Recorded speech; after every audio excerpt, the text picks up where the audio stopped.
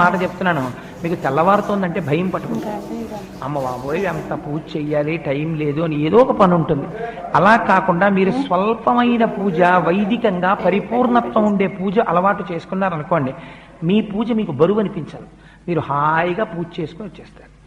ఒక్కరోజు మీరు ఎంచుకోండి, ఏదో ఒక రోజు నేను ఒక శనివారం నాడు ఇలా పూజ చేసుకుంటాను, లేదు ఒక సోమవారం నాడు చేస్తూ ఉంటాను, లేదు ఒక ఆదివారం నాడు చేస్తాను.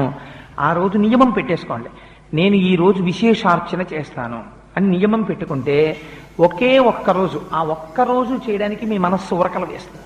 ఇవాళ నేను విశేషార్చన చేస్తాను అని అదే పూజ ఎక్స్పాండ్ అవుతుందంటే, అదే పూజా విధానం కొత్తగా మీరేం చేయక్కర్లే. కానీ అలా ఎలా పెరుగుతుందో మీకు ఎక్కడికక్కడ చూపిస్తూ ఉపచారములు మనం చేస్తాం శాస్త్రంలో. అవి మీ మనస్సుని తీసుకెళ్లి భగవంతుడి దగ్గర నిలబెట్టడం కోసమని ఉపయోగించాలి. అంతేకాని వాటిని మీరు